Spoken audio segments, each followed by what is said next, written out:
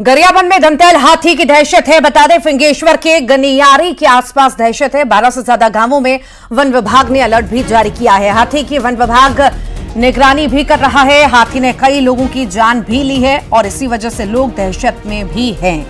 आपको बता दें, वन विभाग फिलहाल निगरानी कर रहा है, पर कई लोगों की जान भी जा चुकी है हाथी के आतंक की वजह से, और लोग डर के साए में जीने को मजबूर हैं। गरियाबंद का हम जिक्र कर रहे हैं। इस वक्त जो दंतैल हाथी है वो फिंगेश्वर वन परिक्षेत्र के गनियारी के आसपास मौजूद है और देखिए कि लगातार हाथी की मॉनिटरिंग यहाँ पर किया जा रहा है। गजराज दल यहाँ पर मौजूद है और गजराज वाहन के साथ लगातार बराबर से ट्रैक किया जा रहा है कि हाथी किस ओर जा रहा है। गनियारी के आसपास जो लगे गांव हैं, लगभग 12 से अधिक गांव हैं, वहाँ हाई अलर्ट जारी कर दिए हैं। लोगों को बाहर निकलने के लिए वो मना कर रहे हैं, हिदायत दे रहे हैं, क्योंकि जो हाथी है वो बेहद ही अकेले में खतरनाक हो जाता है। और देखिए कि यहाँ पर मौके पर जो है हाथी मित्र दल है वो मौजूद है, जो बराबर यहाँ पर ड्यूटी कर रहे हैं और हम यही से जानकारी चाहेंगे। सर, अभी हाथी का लोकेशन अभी गनियारी के आसपास है, जंगल में विचरण कर रहे हैं। हमारे स्टाफ द्वारा पूरा गांव में सब अलर्ट कर दिया गया है कि कहीं भी निकल सकता है ऐसा करके।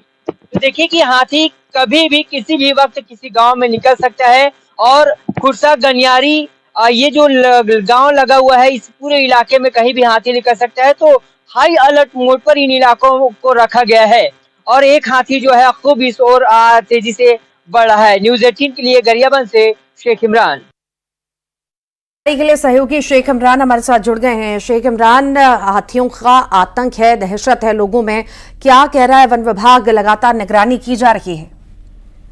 जी ऋतु, देखिए, जब से हाथी जो है फिंगेश्वर वन परिक्षेत्र में दाखिल हुआ है तब से ग्रामीणों में ज्यादा दहशत है, क्योंकि अकेला हाथी बहुत ही ज्यादा खतरनाक है और ये कई लोगों की जान ले चुका है। एहतियातन के तौर पर वन विभाग ने पूरे इलाके में परसदा, गनियारी, खुर्सा, लगभग 12 गांव से भी अधिक गांव में हाई अलर्ट जारी कर दिया है और हाई अलर्ट मोड पर है और हर एक जगह गतिविधियों पर निगरानी रख रहे हैं। गजराज वाहन मौके पर मौजूद है, जो हाथी को ट्रैक कर रहा है कि हाथी किस ओर जा रहा है और जिस गाँव में जाने की संभावना है हाथी की होती है, वहाँ हाई अलर्ट कर जारी कर देते हैं और लोगों को फिलहाल अभी शाम होती रात होती घरों से बाहर निकलने के लिए पूर्ण रूप से मना कर दिया गया, सतर्क रहने कहा गया है। और हाथी अभी गनियारी के आसपास डेरा जमा कर रखा हुआ है। रात को गांव में घुसने की पूरी संभावना है। एहतियातन के तौर पर गजराज टीम वहां पर मौजूद है, हाथी मित्र दल वहां पर मौजूद है और वन विभाग की जो टीम है लगातार हाथी की गतिविधियों पर निगरानी रखे हुए हैं। जी बहुत बहुत शुक्रिया जानकारी को साझा करने के लिए।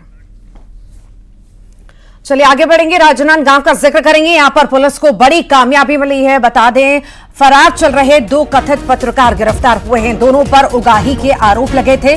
टोमन लाल बोरकर, नीलाधर साहू गिरफ्तार हुए हैं। छुरिया पुलिस ने इन्हें गिरफ्तार किया है।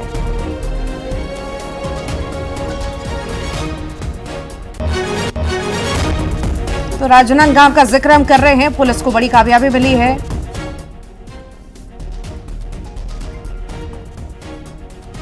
ज्यादा जानकारी के लिए सहयोगी राकेश यादव हमारे साथ जुड़ गए हैं। राकेश, क्या था मामला? जी ऋतु, मैं बता दूं कि लगातार इनकी उगाही का मामला सामने आ रहा था, जिसपे इनकी शिकायत की गई है। शिकायत के बाद इन दोनों तथाकथित जो पत्रकार हैं या कहें फर्जी जो पत्रकार हैं, उनको पुलिस ने गिरफ्तार कर लिया है और दोनों को गिरफ्तार करके जेल भेज दिया गया है। वहीं आपको बता दूं कि इनका जो मुख्य आरोपी है वो अभी फरार चल रहा है, जिसकी तलाश पुलिस कर रही है और लगातार पुलिस की तलाश जारी है और इनके द्वारा जबरन उगाही किया जा रहा था, जिसके शिकायत के बाद छुरिया पुलिस ने ये कार्रवाई की है। ठीक, बहुत बहुत शुक्रिया। धमतरी के देवश्री टॉकीज में चाकूबाजी हुई है। आपसी विवाद के बाद मारपीट हुई। बता दें, युवक घायल है, अस्पताल में भर्ती है।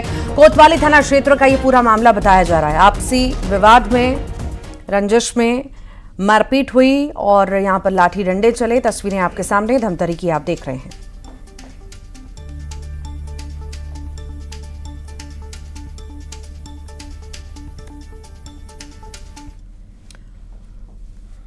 दुर्ग के भिलाई में हथखोज में भारी सामान गिरने से मजदूर की मौत हो गई। आयरन प्रोसेसिंग कंपनी में यह हादसा हुआ। बता दें, पुलिस इस मामले की जांच पड़ताल कर रही है। साथ ही साथ ये भी पता लगाने की कोशिश की जा रही है कि आखिर क्या लापरवाहियां यहां पर बरती गई, ये बड़ा हादसा हो गया। और वहीं जांजगीर चांपा का जिक्र करते हैं। ट्रैफिक पुलिस ने यहां पर कार्रवाई की। 2 पिकअप वाहन डीजे के साथ ही जब्त किए। क्षमता से ज्यादा लोग बैठे थे। मीडिया कर्मी के वीडियो बनाने पर पुलिस जागी। मोटर एक्ट के तहत कार्रवाई अब होगी।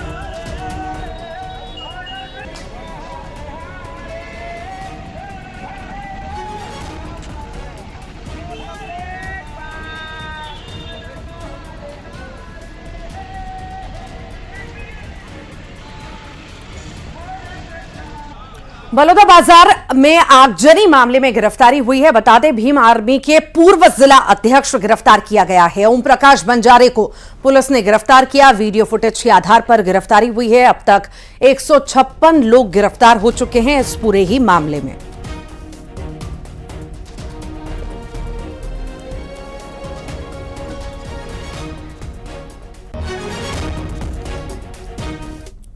राजनांदगांव में मत्स्य विभाग के सहायक संचालक गीतांजलि गजभिये के खिलाफ एफआईआर दर्ज हो चुकी है। सहायक संचालक पर 2 करोड़ 16 लाख के भ्रष्टाचार के आरोप हैं। तो वहीं बीज सप्लाई करने वाली 3 फर्म के खिलाफ भी धोखाधड़ी का मामला दर्ज हुआ है। आरोप है कि महिला अधिकारी ने अपने रिश्तेदारों के साथ फर्जी हितग्राही बनाकर 2 करोड़ 16 लाख की गड़बड़ी की। कर्ज के भुगतान के लिए जब हितग्राहियों को नोटिस जारी हुआ तब मामले का खुलासा हुआ। ऐसे कई हितग्राही मिले हैं जिनकी जानकारी के बगैर फर्जी तरीके से मछली पालन के लिए बीज खरीदे गए थे। यही और सब्सिडी की राशि फर्जी दस्तावेजों के जरिए सप्लायरों को ट्रांसफर की गई थी।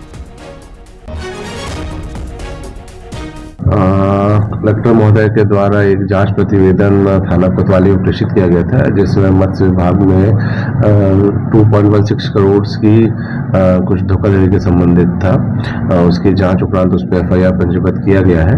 जानकारी में ये कल ये बातें आई हैं, तो डिटेल जो हमने रिपोर्ट्स जो है फिशरी ऑफिसर से बोला है देने के लिए, तो डिटेल रिपोर्ट देंगे और उसके बाद उसमें जो भी विधि सम्मत कार्रवाई होगी वो करेंगे। बलरामपुर में धान खरीदी में लाखों के गबन का मामला सामने आया। धान खरीदी में 77 लाख की गड़बड़ी मिली है और इससे लेकर 11 लोगों के खिलाफ एफआईआर भी हुई है। वहीं 4 लोगों को गिरफ्तार भी किया जा चुका है। भंवरमाल धान खरीदी केंद्र का ये पूरा मामला है। खाद्य अधिकारी प्रशांत राजवाड़े ने लिखित आवेदन पत्र जांच उपरांत दिया कि भंवरमाल धान खरीदी केंद्र में करीबन 77 लाख का गबन 11 व्यक्तियों ने मिलकर किया है। धान खरीदी प्रभारी विक्रम गुप्ता एवं अन्य सहयोगी द्वारा 77 लाख का गबन 2023-24 में खरीदी के संबंधित करने के संबंध में अपराध पंजीबद्ध कर विवेचना में लिया गया है। अभी 4 लोग गिरफ्तार हैं, अन्य लोग फरार हैं। तो ये आईपीसी की धारा 409-34 के तहत अपराध पंजीबद्ध कर विवेचना में लिया गया है। बिलासपुर में एयरपोर्ट पर सुविधाओं की मांग को लेकर कल हवाई जन संघर्ष समिति मार्च निकालेगी। संघर्ष समिति पिछले 5 सालों से हवाई अड्डे के विकास और सुविधाओं को लेकर आंदोलन कर रही है। संघर्ष समिति ने रायपुर चलो का नारा दिया और पोस्टर भी जारी किया।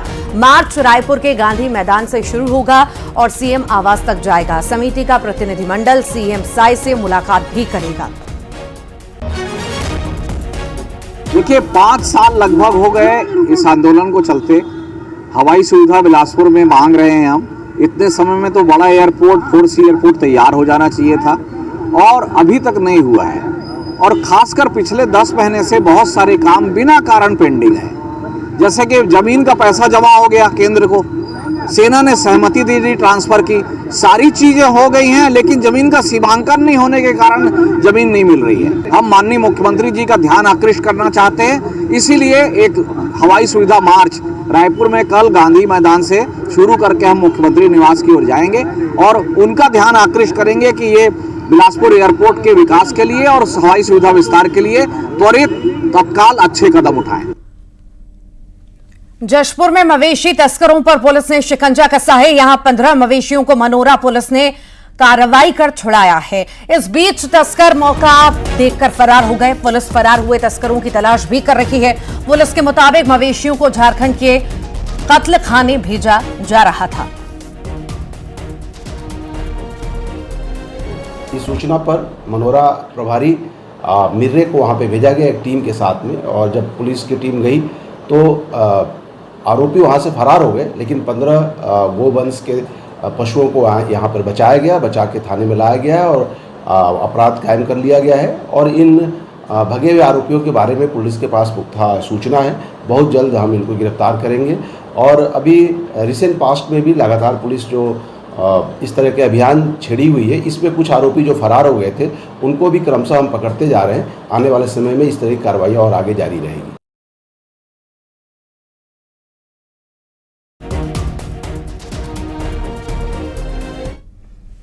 और अब बात जगन्नाथ यात्रा की। छत्तीसगढ़ में अलग अलग जगह पर धूमधाम से भगवान जगन्नाथ की रथ यात्रा निकाली गई। रायपुर में सीएम के अलावा राज्यपाल ने रथ यात्रा में हिस्सा लिया और पूजा अर्चना की। तो वहीं बिलासपुर में डिप्टी सीएम अरुण साव रथ यात्रा में शामिल हुए और प्रदेश की खुशहाली की कामना की। ये 6 तस्वीरें हम आपको दिखा रहे हैं। रायपुर, बिलासपुर, जांजगीर चांपा, अंबिकापुर, कांकेर, मनेन्द्रगढ़, ये 6 जगह पर आप देखिए जगन्नाथ यात्रा निकली और बड़ी संख्या में श्रद्धालु मौजूद रहे। साथ ही साथ सीएम साई की मौजूदगी रही और भी कई सारे नेता भी शामिल हुए। बस्तर की परंपरा अपने आप में खास होती है। पुरी की तर्ज पर बस्तर में भी रथ यात्रा की धूमधाम देखी गई। बस्तरवासी इस पर्व को गोंचा महापर्व के रूप में मनाते हैं। रियासत काल से चली आ रही परंपरा आज भी बस्तर में निभाई गई। बताया जाता है कि बस्तर के राजा पुरुषोत्तम देव जब पुरी गए थे तब उन्हें रथपति की उपाधि दी गई थी और 16 चक्कों को लेकर बस्तर पहुंचे थे। 8 और 4 चक्कों को दशहर पर्व में मां दंतेश्वरी के छत्र को रथारूढ़ किया जाता है और बाकी के 4 चक्कों के रथ गोंचा महापर्व में भगवान जगन्नाथ, बलभद्र और माता सुभद्रा को रथारूढ़ करा के भ्रमण कराया जाता है।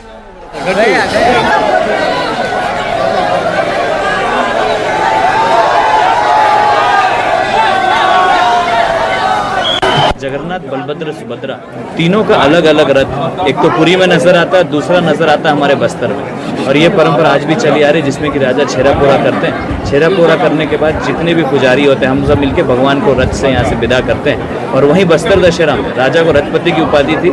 राजा स्वयं सुभद्रा के रथ में रथारूढ़ होते थे और लोग खींचते थे। तो आज परंपरा ये कि भगवान रथारूढ़ होते हैं और राजा उनसे छोटे होते हैं और उनके सेवक के रूप में भी यहाँ उपस्थित होते हैं। सबके सब दर्शनार्थी के रूप में, सेवक के रूप में, सेवा करने के रूप में उनकी झाड़ू लगा। पुरी के तर्ज पर बस्तर में भी गोंचा बड़ी ही धूमधाम से बनाया जाता है। इस गोंचा महापर्व में आज भगवान जगन्नाथ, बलभद्र, माता सुभद्रा को रथारूढ़ किया गया। देख सकते हैं ये 3 रथ है और 3 रथों में अब भगवान को रथारूढ़ कर दिया गया है और अब से कुछ देर बाद भगवान शहर में निकलेंगे और सभी भक्तों को दर्शन देंगे। चूँकि राजा पुरुषोत्तम जो देव थे उन्हें रथपति की उपाधि मिली थी, जिसके बाद यहाँ पर 8 चक्के का रथ है, 12 चक्के का रथ है और 4 चक्के के रथ में दशहरा में शामिल किया जाता है और गोंचा में शामिल किया जाता है। तो 4 चक्के के रथ में भगवान जगन्नाथ को रथारूढ़ किया गया और अब से कुछ देर बाद भगवान यहाँ से दर्शन करने निकलेंगे।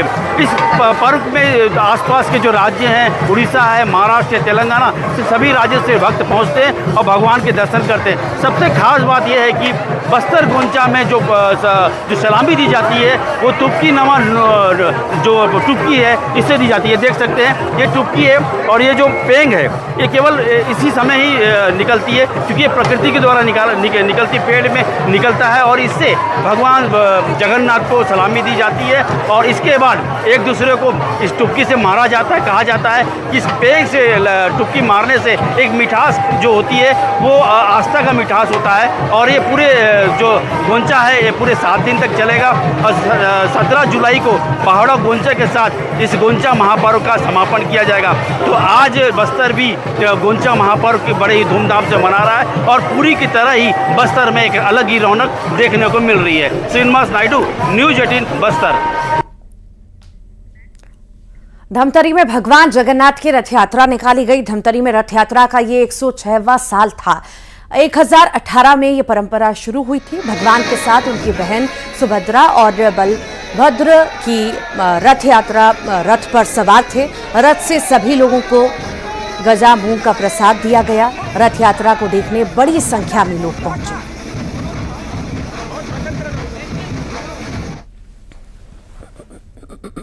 एक संदिग्ध कार वाला मिला था जिसको थाना लाके पूछताछ करने पर उसके द्वारा स्वीकार किया कि उसके द्वारा जो है अभी इको साइलेंस विश्रामपुर में भगवान जगन्नाथ की शोभा यात्रा धूमधाम से निकाली गई। विश्रामपुर के बस स्टैंड, अंबेडकर चौक होते हुए हनुमान मंदिर, आरटीआई कॉलोनी तक रथ यात्रा निकाली गई और इसी दौरान बड़ी संख्या में श्रद्धालु शामिल हुए। तो वहीं सरगुजा सांसद चिंतामणि महाराज और विधायक भूलन सिंह मरावी ने भी रथ यात्रा में शिरकत की।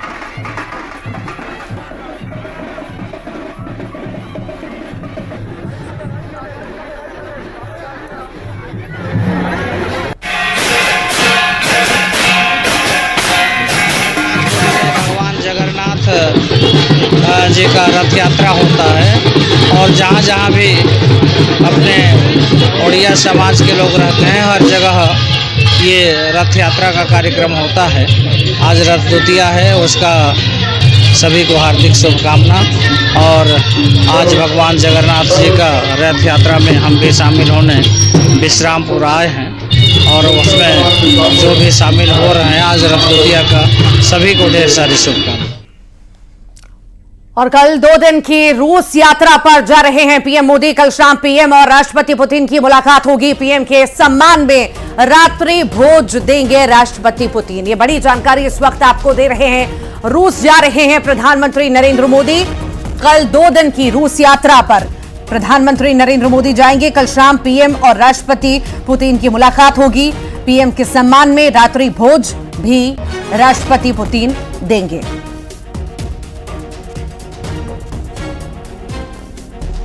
तो रूस की यात्रा पर प्रधानमंत्री मोदी हैं और कल खास दिन रहेगा, रात्रि भोज भी रहेगा पीएम मोदी का राष्ट्रपति पुतिन के साथ। तो पीएम मोदी की रूस यात्रा है, राष्ट्रपति पुतिन के साथ मीटिंग में बहुत कुछ खास रहने वाला है। रूस भारत के लिए बेहद महत्वपूर्ण है। प्रधानमंत्री का ये दौरा, द्विपक्षीय वार्ता और खास बातचीत कई मुद्दों पर। और अब बड़ी खबर शहडोल से है, जहां गर्ल्स हॉस्टल से कक्षा 6वीं की 2 नाबालिग छात्राएं भाग गई हैं। दोनों हॉस्टल की दीवार कूदकर अपना सामान लेकर भाग गई, लेकिन ऑटो चालक की सूझबूझ से दोनों पुलिस के कब्जे में आ गई हैं। पुलिस दोनों को लेकर कोतवाली पहुंची, जहां दोनों ने हॉस्टल की वार्डन पर डंडे से पीटने का आरोप लगाया। बड़ी बात यह भी है कि 4 घंटे तक छात्राओं के भागने की हॉस्टल प्रबंधन को कोई खबर नहीं लगी। आपको बता दें कि दोनों छात्राएं अनूपपुर के राजेंद्र ग्राम की रहने वाली हैं। 2 दिन पहले ही शहडोल के छात्रावास में प्रवेश लिया था।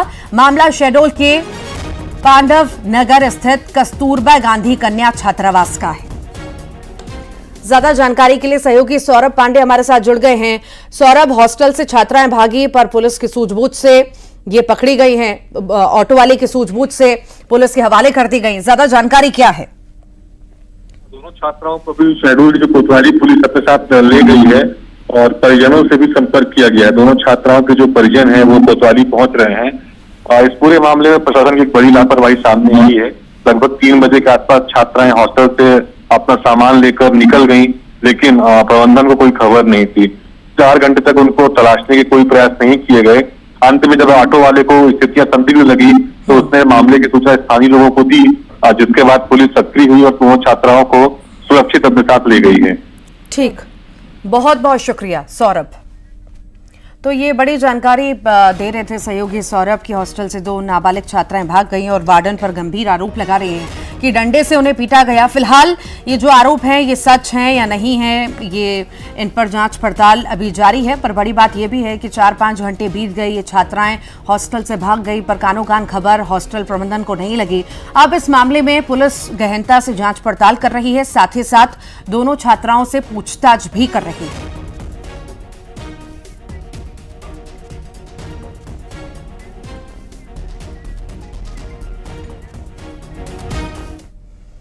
और आइए अब देखेंगे खबरों का 2020।